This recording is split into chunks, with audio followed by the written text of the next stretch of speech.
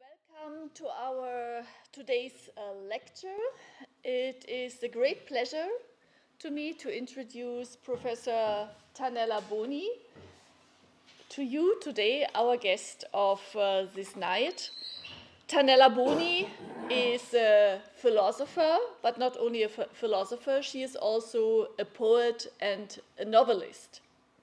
Tanella Boni was born in Abidjan, in Ivory Coast, Côte d'Ivoire, where she went to school up to the high school level, and later she went to France to study philosophy there, namely in Toulouse and at the University of Paris, Sorbonne. Here she completed her doctorate. So her education there was, of course, completely European philosophy education, a very Eurocentric education, and she wrote her dissertation about Aristotle, right, if I'm rightly informed. So Professor Boni belongs to a generation of academics who started the interest in African philosophy. What is philosophy in Africa? What are the topics and methods of philosophizing in Africa? But not only this.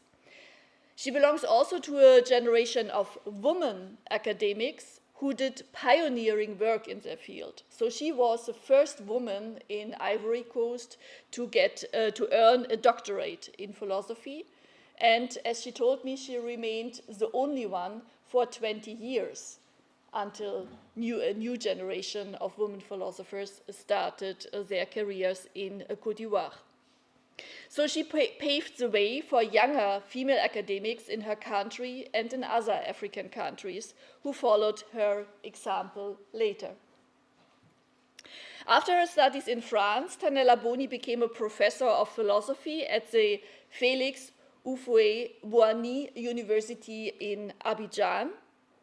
But, as I told you, she is not only an academic philosopher, she also began writing poetry in a very young age, as she told me already, namely with 12 years already.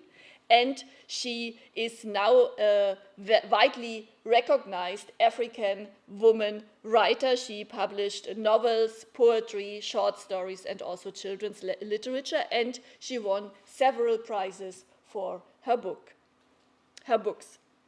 In her philosophical work, Professor Boni focused on the history of philosophy, on feminist philosophy, philosophy and literature, philosophy and art and ethics, and since some years, she is also working on the concept of inhabiting or habiter. Moreover, she was a member of many international philosophical associations and societies, for example, of the steering committee of the International Federation of Philosophical Societies. Tanella Boni wrote most of her work in French, but some of her poems are translated, for example, in this edition here under the title, There Where It's So Bright in Me. So whoever is interested, here is also a translation of her poems in English. Today, we are very happy to have you here because you are addressing a topic which is so important also for our research project, namely the title of her presentation today is Philosophy and Poetry, Where is the Border? Welcome, and we are looking forward to hear your lecture. Thank you.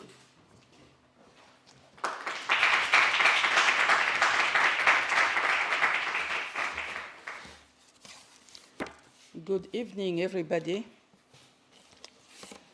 First, I'd like to thank Anke Granes for inviting me to Hildesheim to take part in this series of lectures on what is philosophizing. I'd also like to thank the entire team at the Center of Advanced Studies for their warm welcome. And I am very happy to be here to work on a project that's close to my heart. I use the word frontier in both philosophy and poetry. Is it any coincidence that one of my latest collections of poetry is entitled Insoutenable Frontières. My introduction. A complex situation. The subject of my talk, philosophy and poetry, where is the border, is a real puzzle. Faced with such a question, one doesn't know where to begin.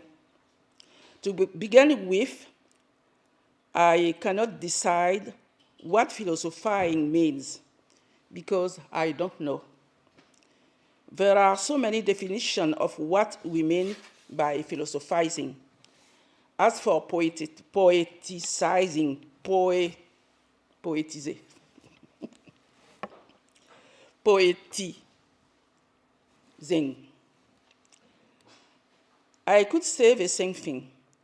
Specialists know what they're talking about. I don't think I am a specialist in anything.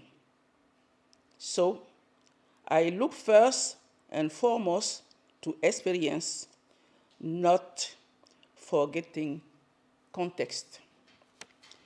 However, one more invites reflection, the word frontier.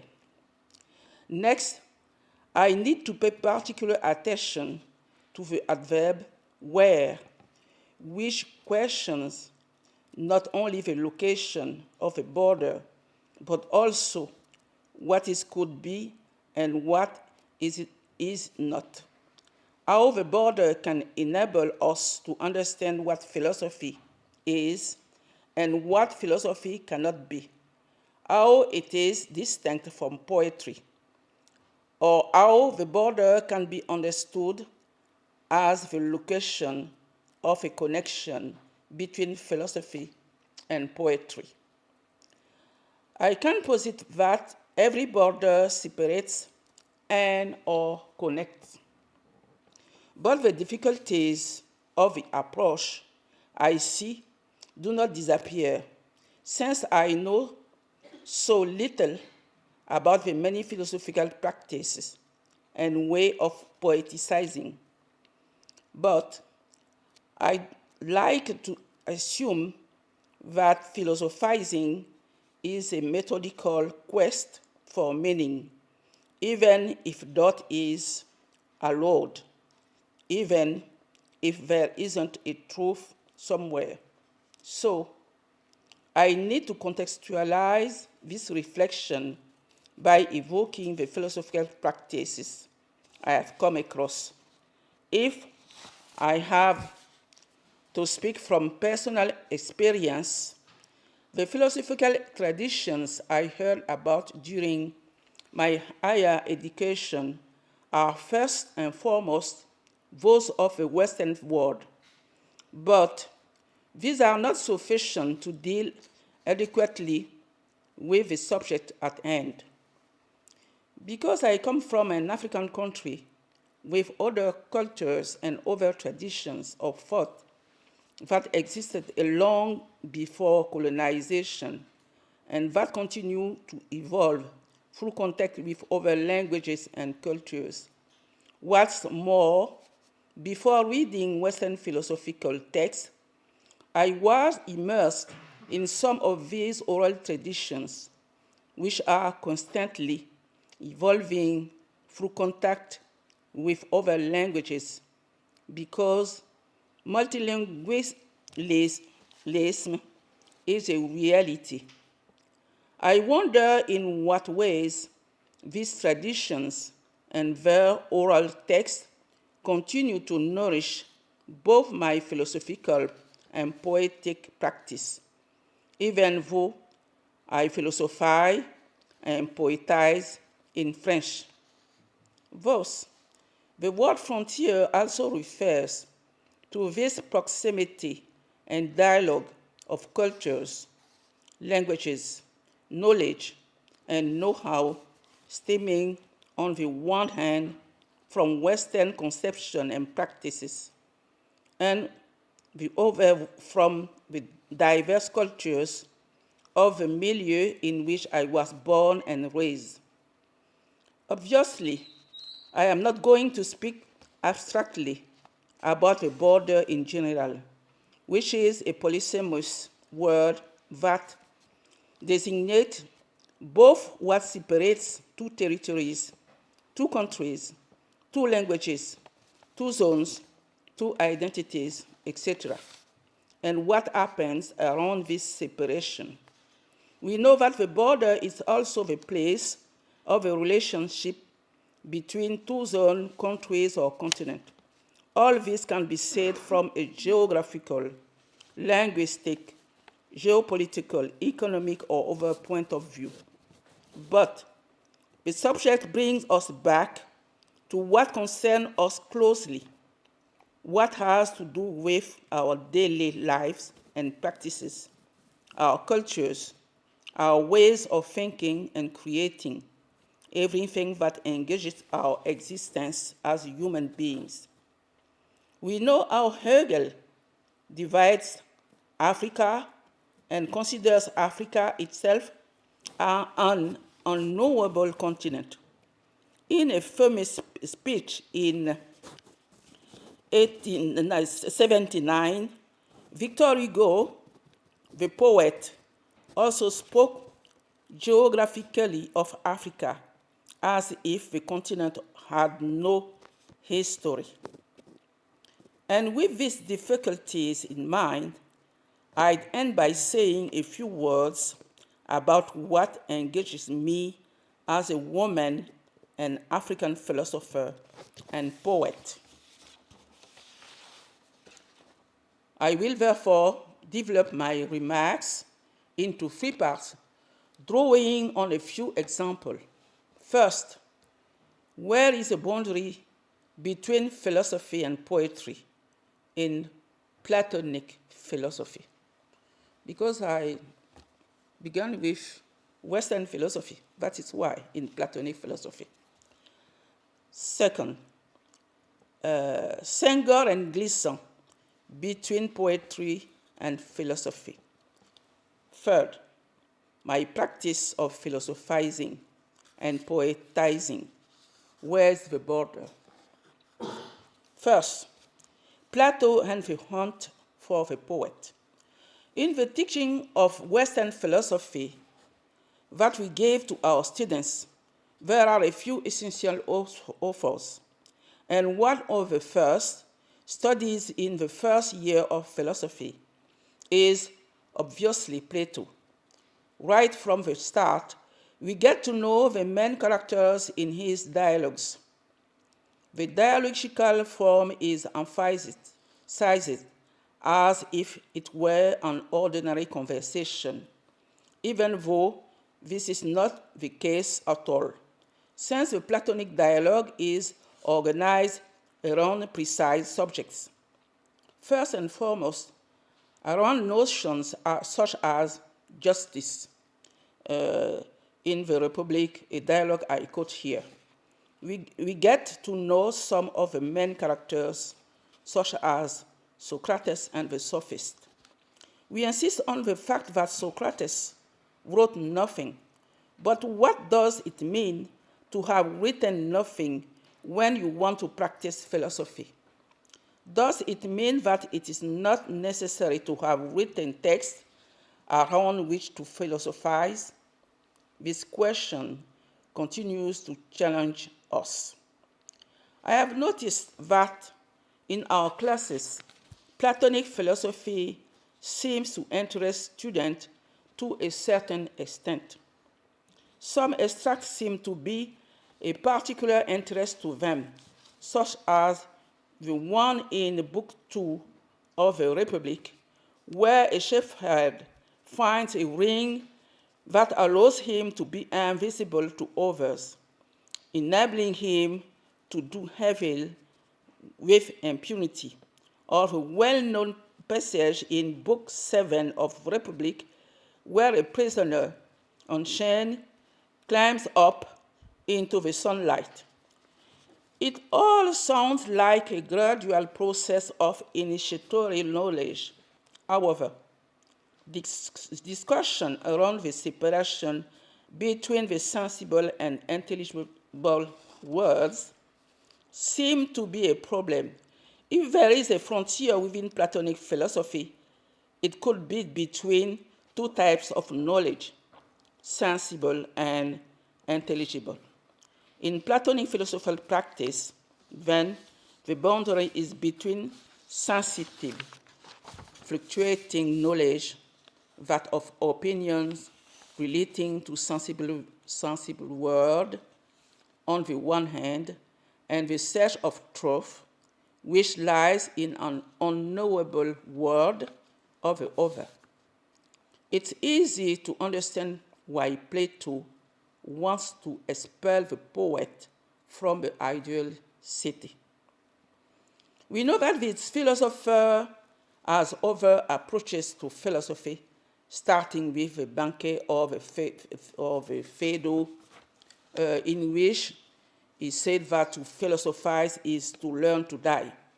But the passage from the book 10 of Republic, to which I am alluding, indicates that philosophizing cannot admit poeticizing, since the object of philosophical practice is the quest for truth, whereas poeticizing refers to images, to the imagination, to what is not true, only plausible. Thus, the poet is classed as an imitator. Craftsmen, for example, the carpenter, will make a bed from a sensible, tangible material, wood. The poet and other artists, such as the painter, are even further from the truth than the carpenter. These artists work with images and words that have nothing to do with ideas. Homer, who represents poetry, will be excluded from the ideal city. I am here trying to see why poetic practice shouldn't have its rightful place in the ideal city. Yet, we know that in the Greek city where the philosopher lives, Homer's poetry is part of the education of the young. One of the reasons for the poet's banishment from the ideal city is that Plato classifies poetry as a myth, the way of thinking about a world that precedes philosophy. The object of poetry is something like a copy of a copy, not truth. We see how in Book 2 of Republic, he accuses poets of not representing divinities as they are, so it will be in the name of truth and falsity that he draws a line between philosophical reasoning, which always follows the same path and always aims for the same thing, the true, the beautiful, the good, the idea, and poetic practice, which creates images or tells stories in which opinions are expressed. Firstly, Plato himself tells myths, allegories, and other little stories when he comes to the end of a line of reasoning, or when he sees that he hasn't convinced anyone, so he appeals to the faculty for believing or adhering to a point of view. Secondly, in other texts, he shows how poetry as an art form seduced his audience, like in Phaedrus or Hyon.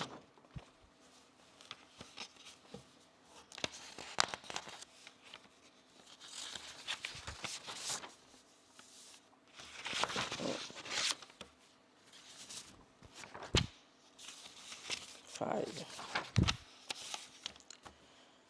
Plato's example of philosophical practice shows that the philosopher is fully aware of what he is saying, whereas the poet's inspired speech does not allow him to be truly responsible for his words. It's as if he were in a state of divine possessions. Poetry is enthusiasm. Does the poet know what state he is in when he poetizes? It is at this level, then, that we can assume a distinction between poetry and philosophy. If we take Plato's example of philosophizing, but do we know exactly what it is? We assume that there are poetic passages in a philosophical text and seeds of thought in a poem. Let's try to see where the boundary is when we take examples from the 20th century and from ways of thinking that are closer to us geographically, historically, and even linguistically. I am talking here about the use of the French language. 2. Poetry and philosophy in the 20th century. Senghor and Glissant. On the question of the boundary between philosophy and poetry, I think it is important to mention a thinker like Senghor. I say thinker because he is first and foremost known as a poet. In the 60s and the 70s, in primary and secondary schools in Côte d'Ivoire, young people knew Senghor's name as a poet. His poems were taught in class, so it was not only the poet who was known, but the president of the Republic of Senegal. I heard about Senghor's essays much later, outside my university studies. In 1996, I took part in the tribute paid to him at UNESCO headquarters in Paris, but also in New York at NYU. At the time, I was struck by Senghor's insistent recourse to philosophy. He is a great connoisseur of the history of Western philosophy. He has his favorite philosophers, such as Bergson and above all, Teilhard de Chardin.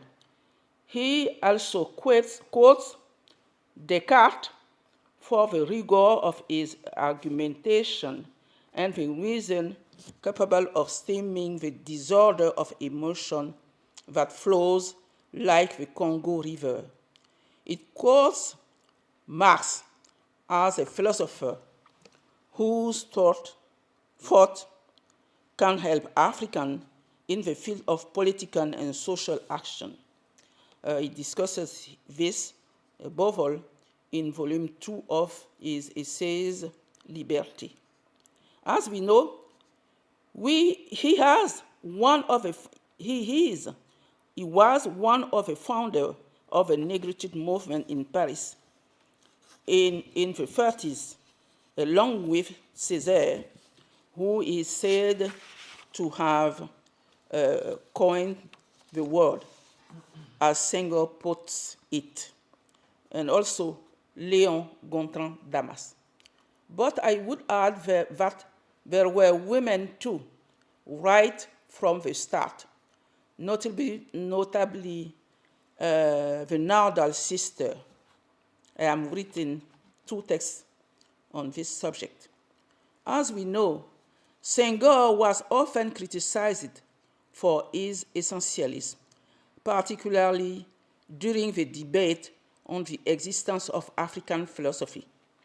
This is why we need to reread Senghor today, not only to to better understand the link between his thought and that of what Marcien Towa and Pauline Houphouët-Boigny have called ethno-philosophers, but also the challenges facing the philosopher in Africa in thinking about the past, present, and future.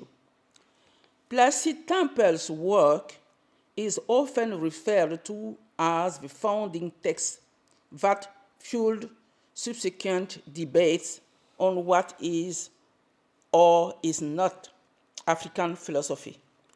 It seemed to me that Senghor's essays, which we don't really classify as philosophical texts, deserve a closer look, because this debate also raises the question of clarifying and distinguishing philosophical practice, which should not be confused with anything else, such as the many traditional oral texts, art, or poetry. Pauline Houphouët-Boigny's famous phrase is well known. I quote, "I call African philosophy a set of texts, the set precisely of texts written by Africans and qualified by their authors themselves as philosophical." I don't know if Senghor called himself a philosopher, but he wrote a lot. It's not coincidence that as early as 1971, Towa quotes Senghor in his essay, openly criticized him. I quote, "He makes of the Negro a being so completely dominated by emotion and instinct, and so willingly acknowledges the exclusive Europeanness of reason, that one wonders whether his real purpose is to deny or to serve European imperialism." What is at issue here is the idea of a philosopher, not only theoretical, but also practical, who takes into account not only the past, but above all, the future.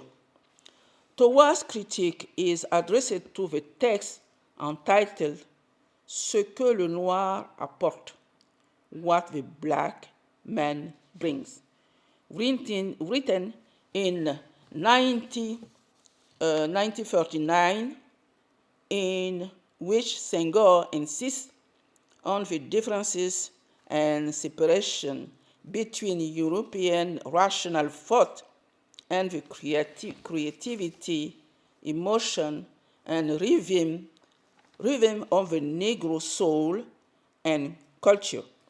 However, we note that poetry takes over when he wants to express his fundamental ideas forcefully, and, I quote, "Emotional sensitivity, emotion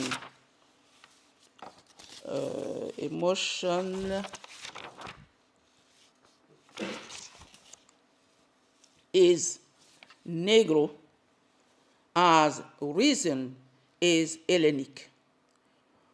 Water that rapes with every breath, the soul of the open air, beaten by the winds, and from which the fruit often falls before maturity. Yes, in a sense, the Negro today is richer in gift than in works, but the tree seeks its roots deep into the earth. The river flows deep, carrying precious flakes. Here, the border between philosophy and poetry is both a difference and a link. To speak of authors who are both 20th century African poets and philosophers, the list doesn't seem that long to me. That is why I'll briefly mention Edouard Glissant, who writes poetry and has published a number of collections.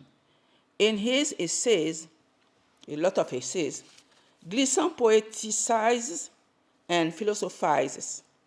But where is the boundary? We know he is a philosopher. He developed ideas such as that of the whole world and that of relationships. He talks about the difference between atavistic culture and composite culture, language, and so on. But his way of developing his thought is absolutely poetic, first and foremost through the rhythm of the sentences, as if the ocean were rolling his words like waves. It's also poetic in its imagery, with the frequent use of words that designate the elements: air, water, fire, wind, and so on. I have written some article about that in the review Agriculture. Here, there is a strong link between ideas and the way they are expressed, which means that philosophy sometimes needs poetry. But some will say that Glissant's text absolutely lack the clarity that is thought to be a quality of philosophizing, even if the jargon of some philosophers is absolutely incomprehensible. Here, in Glissant's work, we could say that the frontier is truly the place where poetry and philosophy meet and form a strong bond. Third, philosophizing and poeticizing as I see it. I'd be tempted to say, then, that to ask where the boundary lies between philosophizing and poetizing is to turn around a knot. We don't know which side we can pull the first string to move forward in our reasoning, because we found the right path to get to the end of our approach. But first, we have to start questioning and start again and again until the place and function of poetry and philosophy become clear to us. From this point of view, our experience of philosophizing and poeticizing can help us to see where the dividing line lies.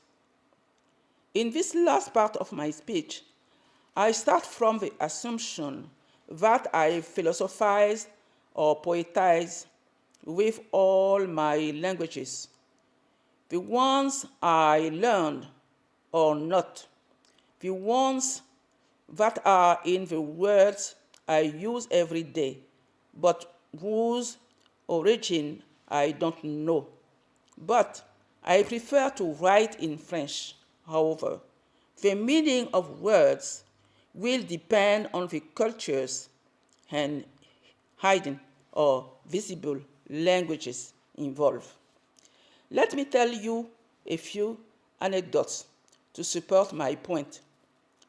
I often say that I was born in silence, for the good reason that Speaking was so difficult for me. But then one day I learned to speak and write in French at elementary school, it was the only language I learned to write in. The stories were tales and legends, but there were also songs and other forms of words intended to educate children and adults about good and evil, values, solidarity, good understanding, sisterhood, brotherhood, etc. I was already experiencing, without realizing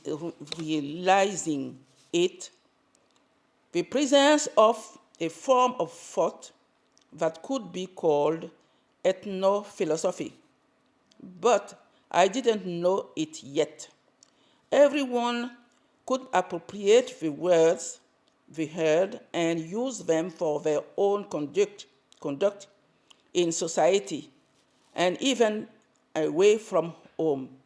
These words were useful in everyday life and helped to anchor me in a culture, even if at school I was rubbing shoulders with another culture linked to the use of the French language. As early as elementary school, we were learning poems by Victor Hugo or Charles Baudelaire, but also Senghor and Bernard Dadier or Birago Diop. Already as a child, through the education I received at school and the informal education I received from my parents, grandparents, aunts, and cousins, I was not only living in a situation of multilingualism, but also at the crossroad of several ways of using languages. There of poetry, oral and written, but also a form of ethical philosophy that I was able to appropriate. Today, I know that thanks to my training in philosophy, I am able to say that philosophizing means asking questions and not just any question. Question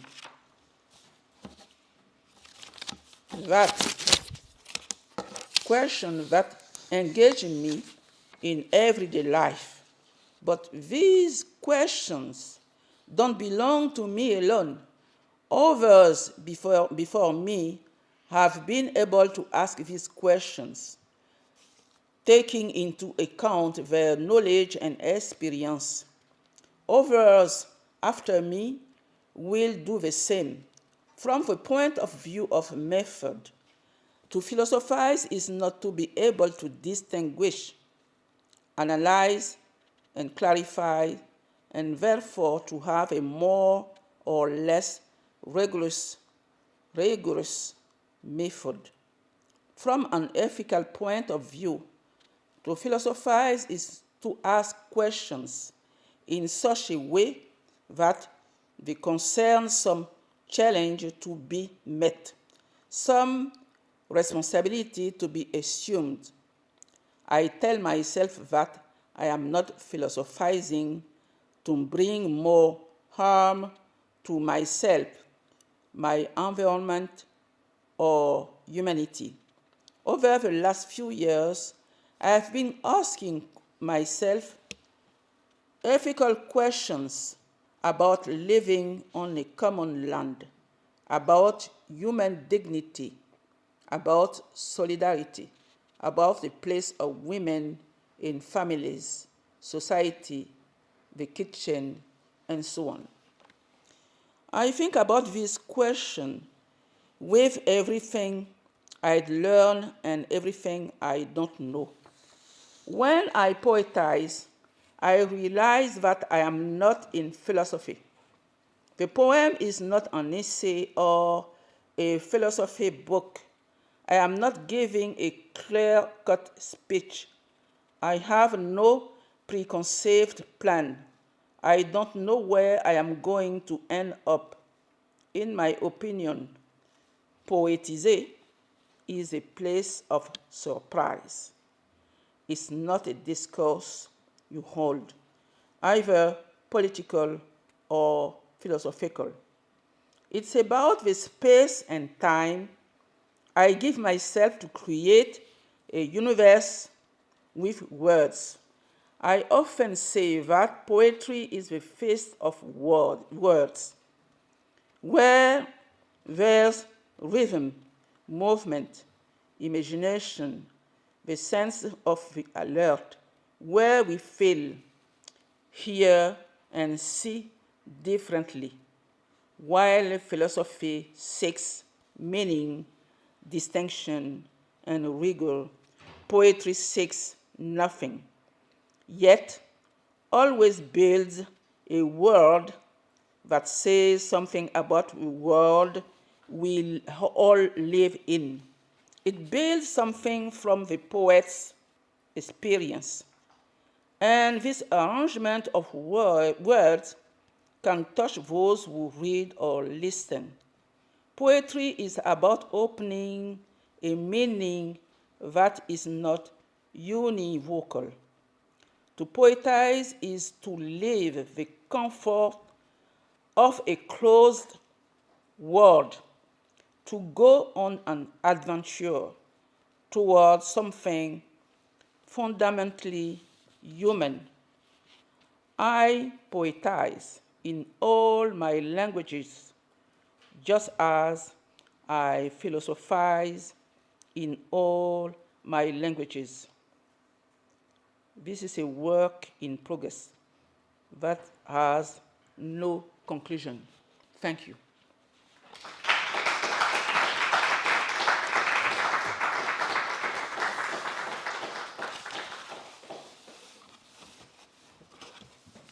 Thank you so much for the lecture and all these thoughts which you are presenting here. Now we have still some time for discussion, for questions, comments. The floor is open, please. And you can ask your questions as usual in English or in German, and we translate. So don't hesitate to ask your questions or give your comments.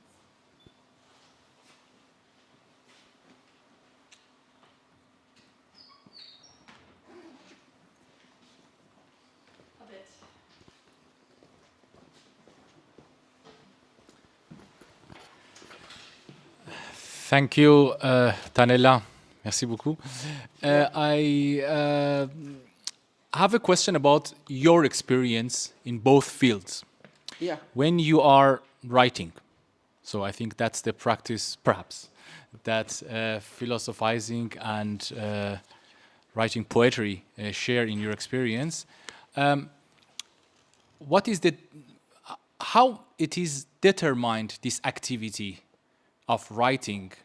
I suppose it is not an intention beforehand, as I got from your lecture, but is it about a certain form of experience, a certain use of language that determines for you in the process of writing that what are you writing is a poem or a philosophical reflection?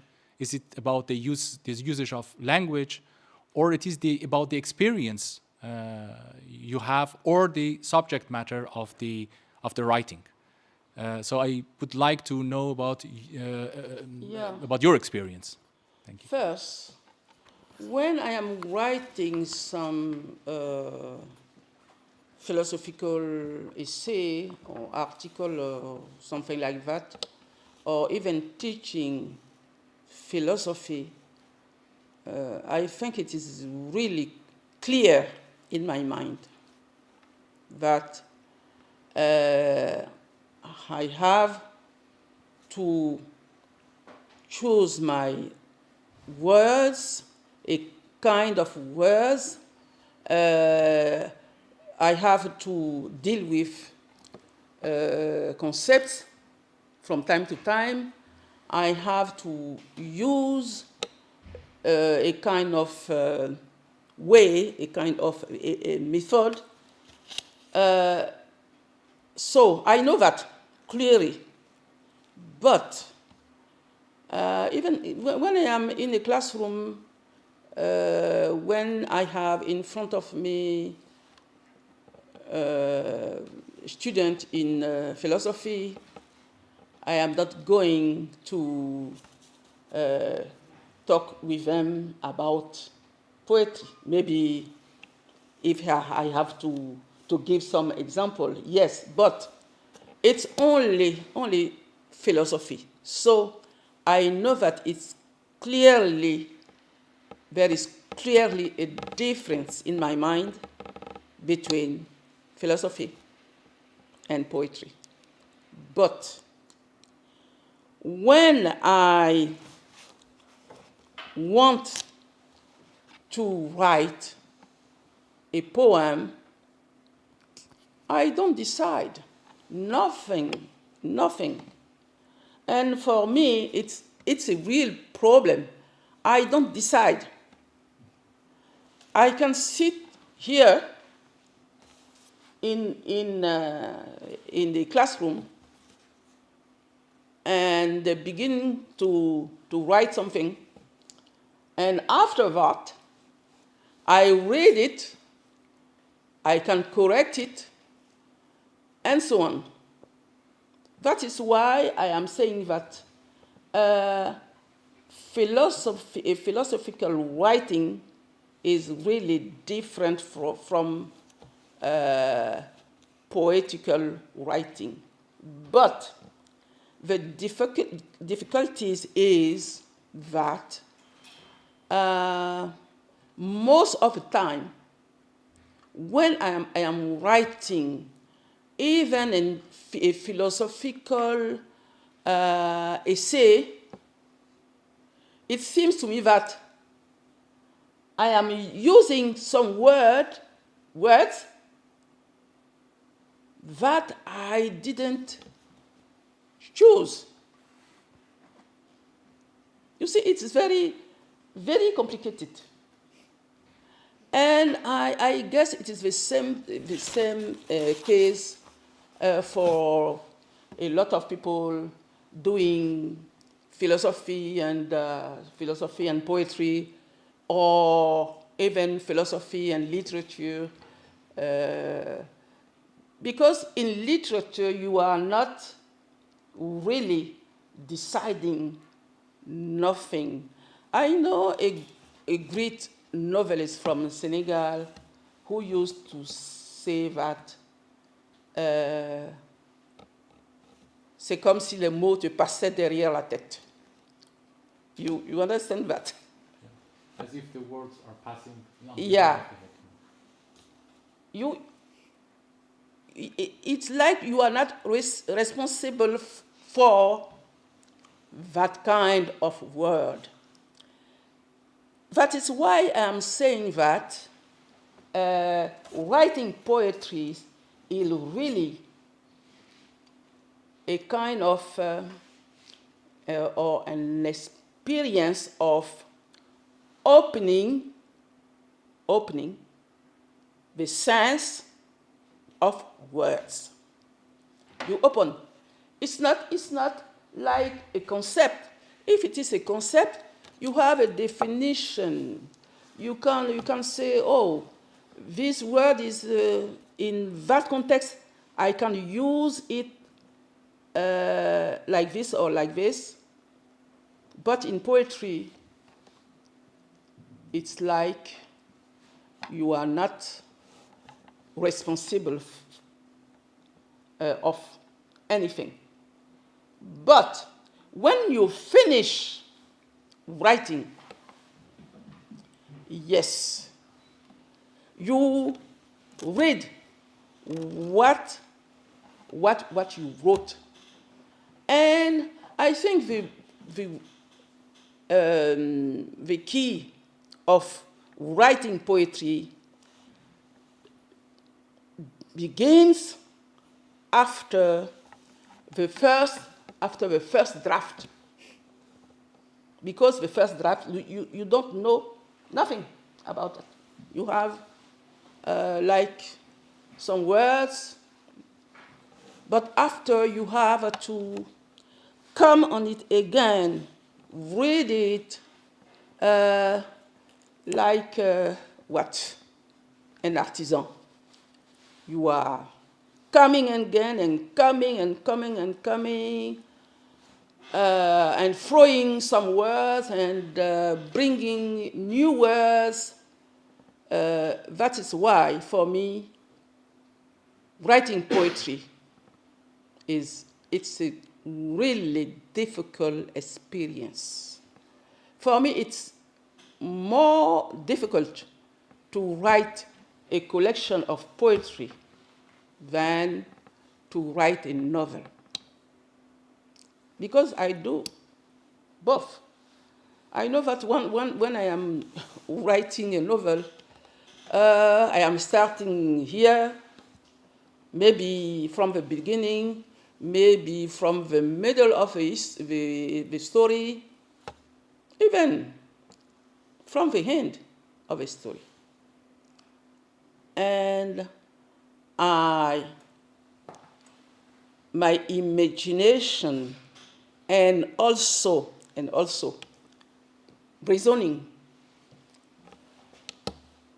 I use my head, reflection, when I am writing a novel. Like I'm writing a philosophical essay.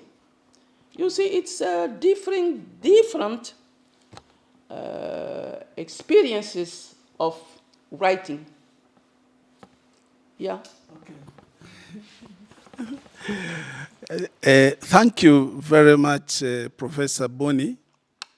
I think what I should do is not necessarily a question, but it is a lack of a reflection on what you are saying. I've been battling a lot in African philosophy, and I stand with a number of African philosophers is that to philosophize, you do not only use your reasoning, you also involve the whole body. You involve your emotions, your feelings. And that's where creativity becomes very high. And if you are trying to understand the relationship between poetry and philosophy, and that's exactly where it is. You are thinking, and yet you do not know exactly how far it will go. It is creative thinking. So there is a lot of thinking in poetry, and which is the case with philosophy. Philosophy does a lot of thinking. Maybe when you limit philosophy to purely logical thinking, then you will leave out elements that you get. People who think you only do philosophy by reasoning, you are almost identifying human beings with robots. Robots can be computerized. They can work, but that's not how human beings are. When you're thinking, things prop in. And those things that prop in are not result necessarily of reason. You are not very much aware of them. You are not very much in control of them. And yet they are part of the process of creativity, which is in our minds. So for me, this is a perfect example of saying between philosophy and poetry, there's a lot of linkage. It's only when you dwell on one methodology, denying the other, then you do not see the link. And in my view, that has been in a lot of my writings. I think I talk like Ibot Emmanuel, one of the Nigerian philosophers, who wrote, "We are not robots. We are human beings. You philosophize with your body, with your life, with your mind, with your feelings, and that is what makes it very meaningful to life because it affects life. We don't think outside life. We think inside life. And we produce from that inside life what is good and what is better, what is clearer, what is ideas that come clearer." So in my view, I'm not saying it's a question. I see what you are trying to say. You are trying to say, look, philosophy is not just about rational reasoning only, as it was for so long taken in the West. It also has a lot of involvement with our emotions, our feelings, and those are the elements that come from poetry. So you can correct me if I'm wrong, but that is what I see in your presentation. I Thank you agree very with much. you. Because when you are writing, when you are doing philosophy, when you are philosophizing, you need your whole body. For me, it's obvious. It's obvious. Your body, your what? Your imagination, your eyes, and so on. Because you are a human being. You see, even Descartes says that from time to time he says, I am sitting there, I am sitting near the fire or in that kind of room. That is to say, Descartes is a human being, it's not a robot. Because the milieu, and what is the milieu? It's thought, it is noise, it is everything. When you are writing even a philosophical or even métaphysique, traité de métaphysique, etc., your body is here. You can put your body a part of your mind. You can do that. That is why I have critical thinking from Plato. Because for Plato, you have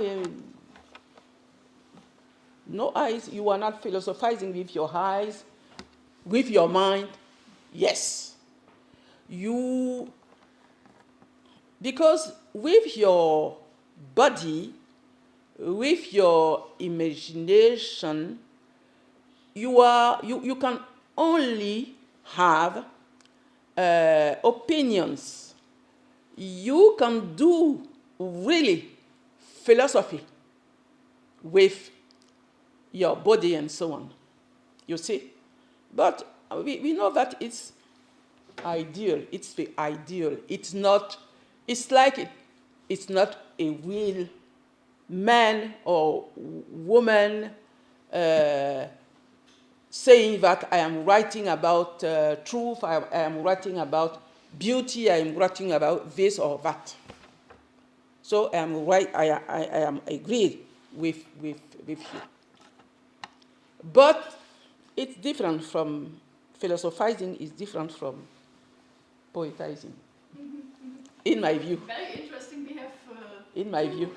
very different opinions here already. I think Professor Lajo is underlining the link between philosophizing and poetizing very much, whereas you, from your experience, you describe poetizing rather as a flow. Words are coming, while philosophizing seems to be more work. Work on the notion, on the category, Arbeit am Begriff, as we also say it in German. But we have also philosophers like Glissant. Philosophers like, yeah.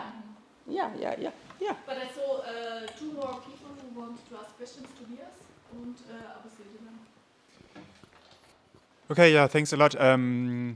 Can you say a bit about the product itself, the texts? Are they as well distinguished in this very clear sense for you as the doing of philosophy, the writing, and the doing of writing of poetry?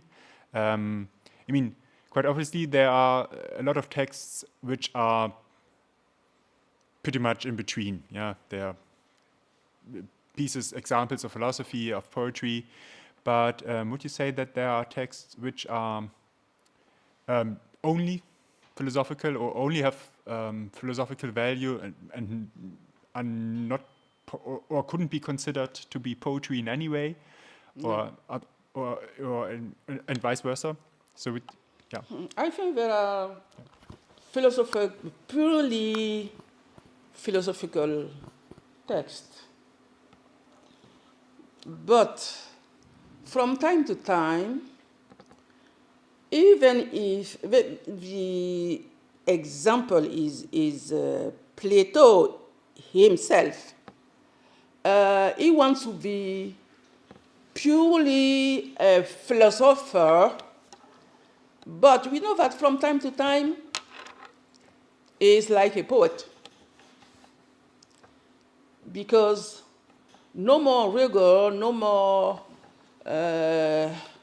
thinking with his mind, but some opinions, but some stories. Yes, stories. We talk about storytelling.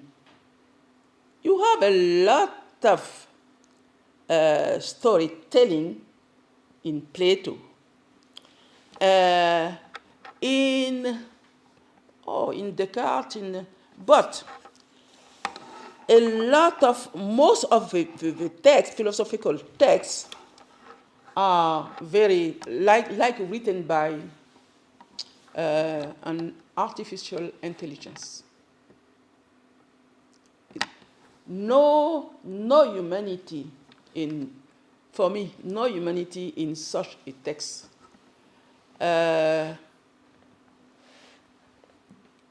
Sometimes when I am reading a philosopher like Glissant, I am very, very, very happy. Because I find concept and everything in his text, and also the way of he builds his phrases is purely poetical. So you have both. And I think it's a good thing and also not a good thing. Because for pure philosophical student or teachers, Glissant is not really a philosopher. He is rather a poet. Because it's not really explaining his point of view, is not, no. You have to use your body and all your senses to understand his thoughts, you see. So there are many kinds of philosophers and philosophizing, and you find them everywhere. In France, we can quote one of these kind of philosophers who are also like, who write their thoughts like poems. Michel Serres, when he is talking about, he was writing about nature, when you read his books, it seems to you that you are reading poetry. So it depends. Yes, thank you very much, Professor Boni, for that amazing lecture. Please, while presenting, you talked about the Needle sisters, Paulette and her sister, Yeah. and the role they played in in helping Leopold Sedar Senghor, Leon Dama, and the rest to develop the concept of negritude. Yeah. Would you say, and so far as I know, that I'm also thankful that you mentioned it, that you have already written on the Needle sisters' contributions or their works. Now, I would like to know if their ideas, if their ideas are also philosophical in a way. Would you consider their ideas philosophical as well? Alongside Senghor's negritude. Yeah, that would Yeah. be my question. The thing is that for a long time, everybody forgot the existence of Nardal's sister, Paulette Nardal, Jeanne Nardal, André Nardal, 7 sisters, but maybe 3 of them living in Paris at the same time as Senghor and Aimé Césaire. They publish their writings in journals, and they used to organize salon in their apartment, in the house, in Clamart, near Paris. And so those of the men, like Césaire and Senghor and so on, used to go there and to participate. And also black American poets, musicians, and so on. They used to discuss, to debate, about a lot of things, about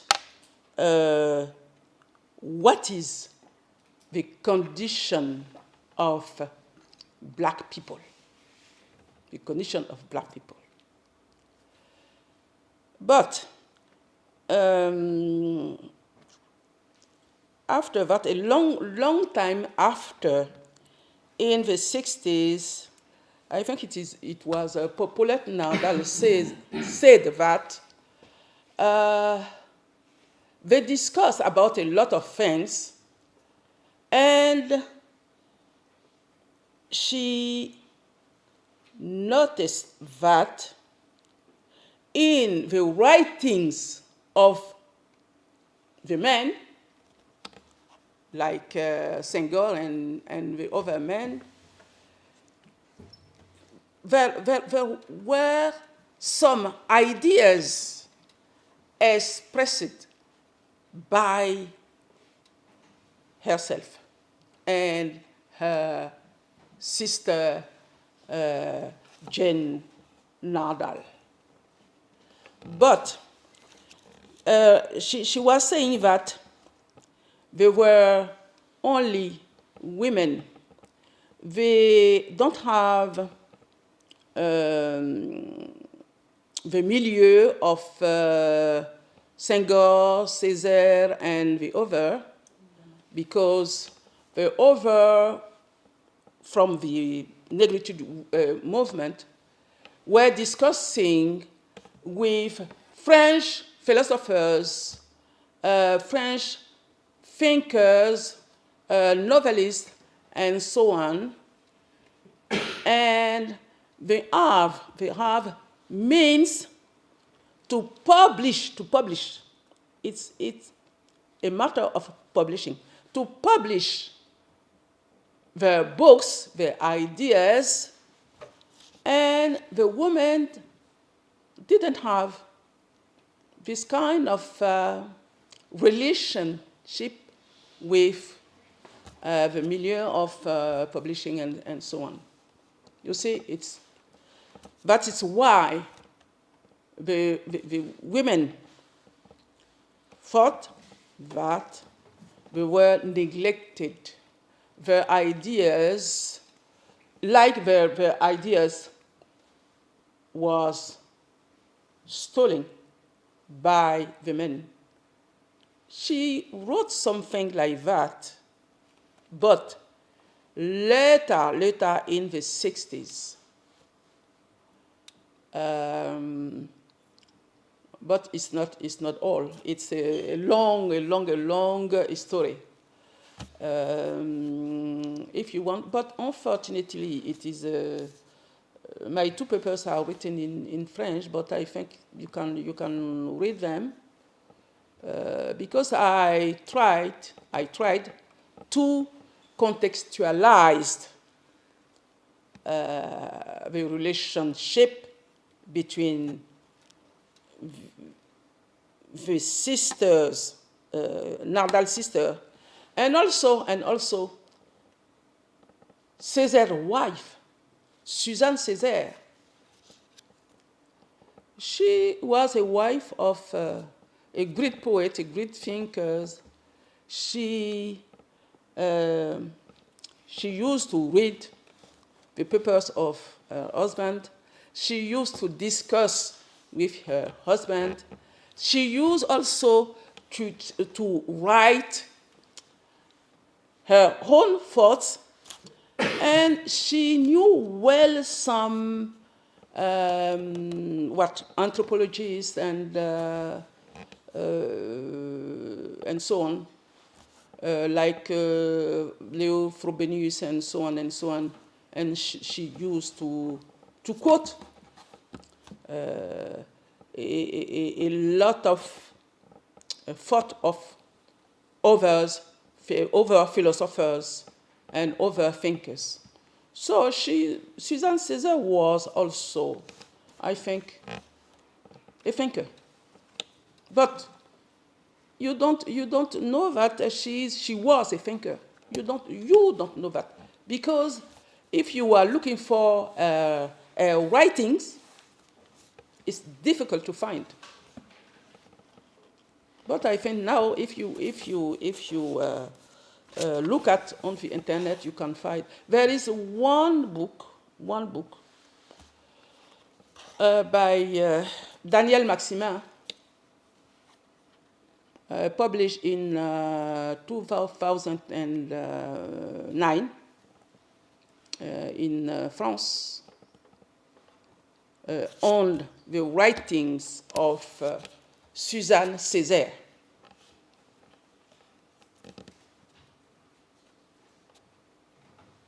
I think it will be a good thing to read writings.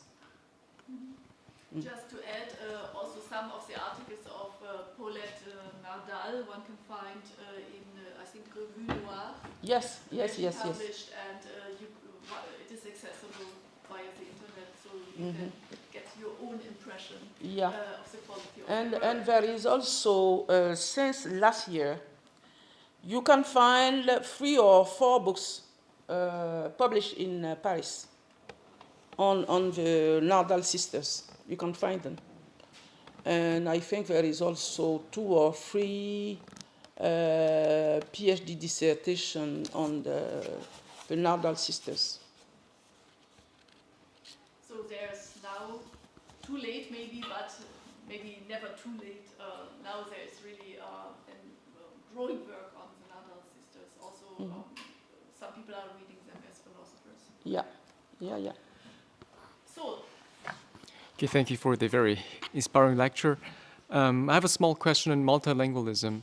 So I'm kind of also both poet and philosopher in some way, and in my own experience, philosophy and poetry are created in a very monolingual way, because if you write poetry, it's kind of a rhythm of the language itself somehow, and also philosophy is done by combining the natural concepts of one language, in my private experience. So, and you've finished your lecture with those very strong sentences. I do philosophy, I do poetry with all my languages. So not only one language, but also more than one language. And what is the role or the specific function of multilingualism in your own thinking and writing poetry? What is the entering point, maybe? That would interest me. Thank you. I think that in Africa, in a lot of countries in Africa, a lot of people are multilingual. Yeah, multilingual. Because even your mother and your father are speaking the same language, you have your neighbors or maybe your grandparents or your cousin or even if you go to a market, in the market there are other languages spoken there in the market. So you are living like between a lot of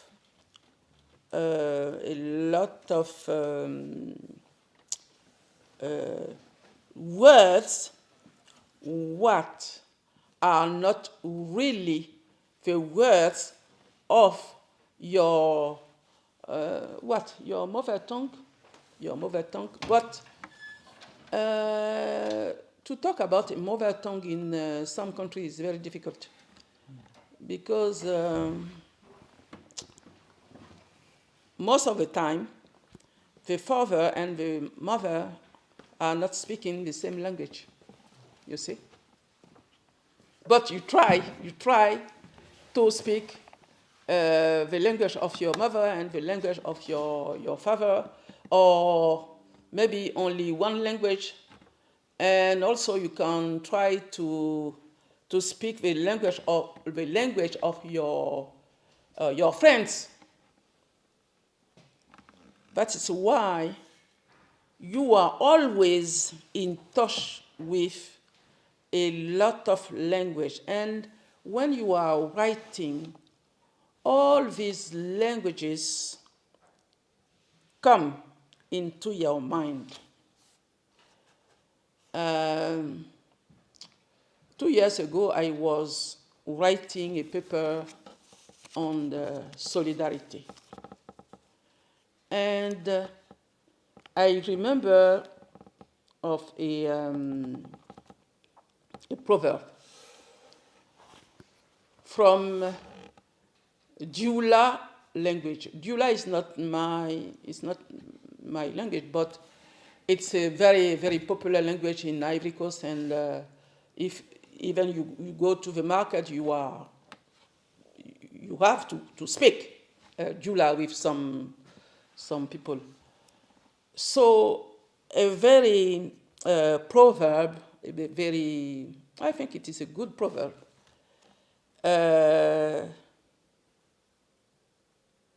Bolofila le benyonko. That is to say, 2 hands are the means to wash each other. That is to say, you have 2 arms, and the 2 arms belong to the same body. So when you want to do something, when you think you are a poor man or a poor woman, you can't do anything, people say to you, look at yourself, you have all the means not to be, again, poor. You can do something even you are alone, because you have a body with two arms.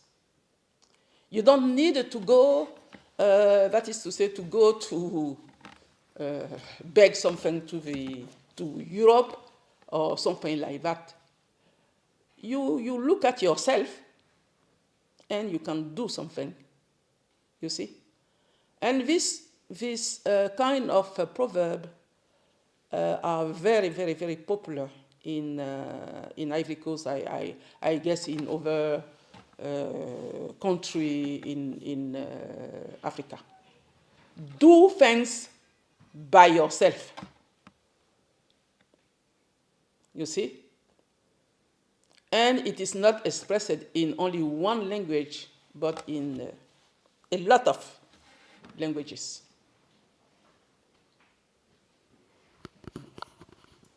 Okay, we should come to an end soon. So last question from Lara. Does any one of the students have a question? I would give the first right to you. No? Okay, so my question. Two questions. You can also decide if you want to answer just one. It's also okay. Okay. First question, because we have been talking about storytelling a lot because of Abosede's research project and talk. So what is the relationship of storytelling in connection to poetry or poeticizing and philosophizing? Because sometimes I feel it has like a middle role, maybe. It can be both, maybe not. I would like to know what you think about it.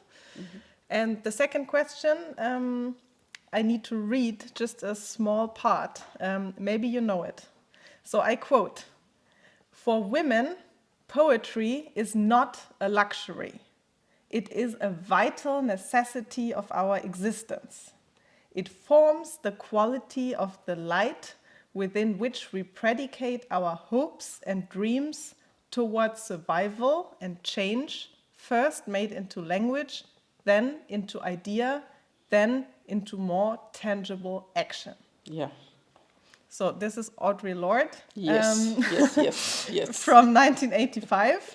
So I wanted to ask you, is philosophy a luxury? That's the second question. So now you can decide what you want to talk about.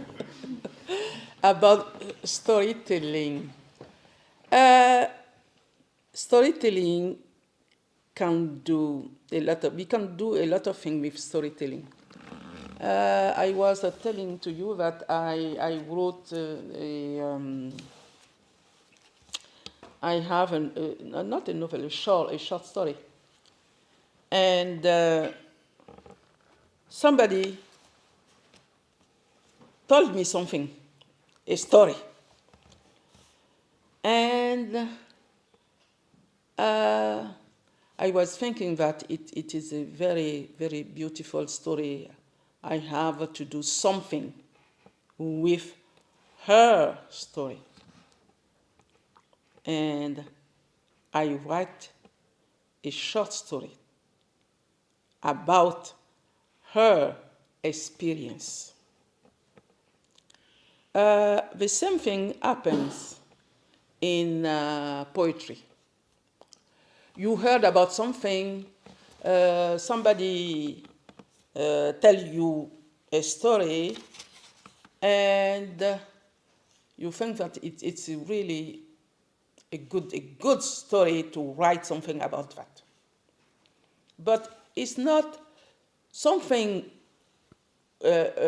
like a philosophical writing.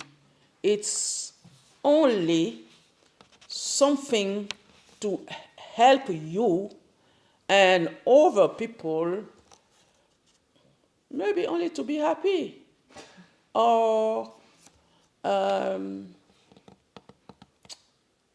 to do something, to be in action. Yes, in action.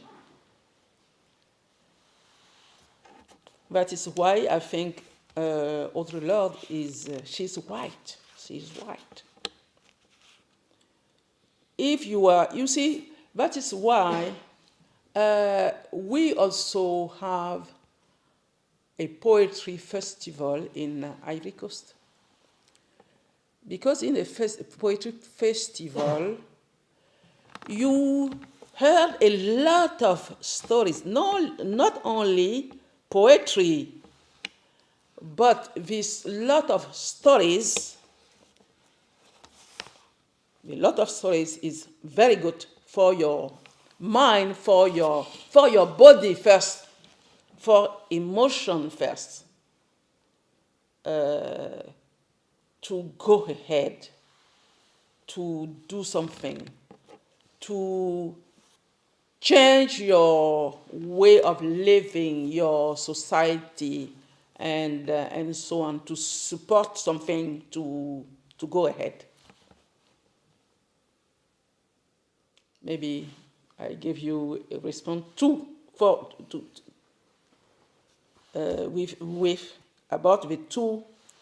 your two questions.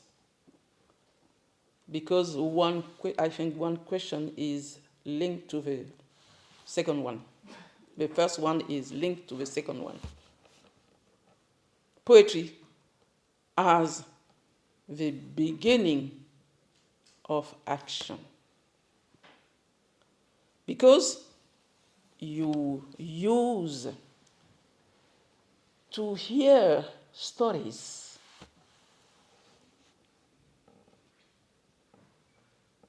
What do you think about that? We can talk about it tomorrow. Okay.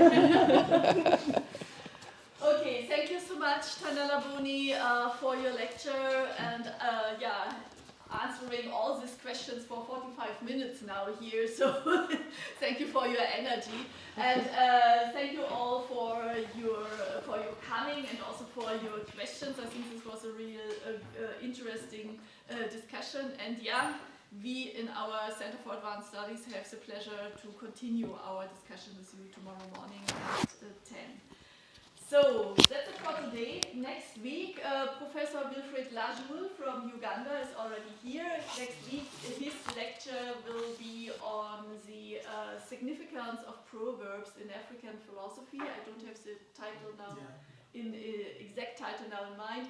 We are looking forward to your lecture next week, also at 6 o'clock here in this lecture hall.